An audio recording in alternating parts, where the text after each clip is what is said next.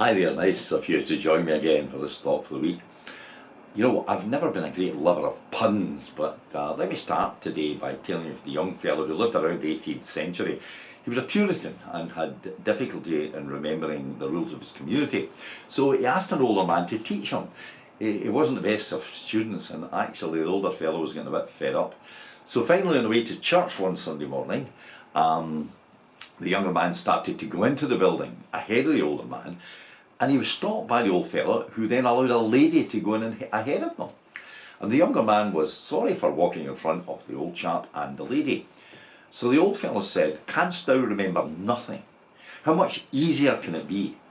And pointing out the woman who had just entered, he said, "It is I before thee, except after she." Pretty bad, I admit. Don't you miss the good manners of a bygone age when it was ladies first, and indeed when you got up to give somebody a seat? Do you remember when you could turn on the television when the children were around without risk of being embarrassed?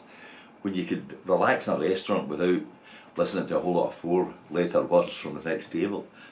And when films left something to the imagination. Now, I'm sounding like an old fogey, I know, but you know what I'm talking about.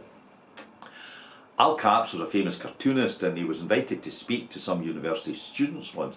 And before he could begin, a student at the back shouted out a swear word at him. And Capps said very quietly, "Now you've given us your name, what is your question?" Smart man. Jesus was in one of his disagreements with the Pharisees once. They had certain rules about washing the hands. It was nothing to do with hygiene. Jesus was trying to get them to understand that what was important. So he tells them that what goes into a man's mouth is not so important. It's what comes out of a man's mouth that makes him unclean. So when Al Capps said, "Now you've given us your name, what is your question?" he was speaking the truth. The student had really indicated who he really was on inside by what he said. Jesus wasn't knocking clean hands, he was just concerned about priorities, and the Pharisees were nitpickers, dealing with the small issues and ignoring the big issues. About 100 years ago, a minister was conducting a service, and some of the older ladies complained that some of the young girls were not wearing stockings. And the minister said, "Well, you know, the Virgin Mary never wore stockings." And everyone gasped and said, "She didn't? How shocking."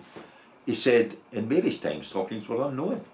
So as far as we know, they were first worn in Italy in the 15th century, and in fact were worn by ladies of the oldest profession in the world." It's amazing how hung up some people can become over daft things. It's important we have our priorities, and sadly we just meet in life those who have the wrong priorities. Yes, even in the church. Again, thank you for listening to me.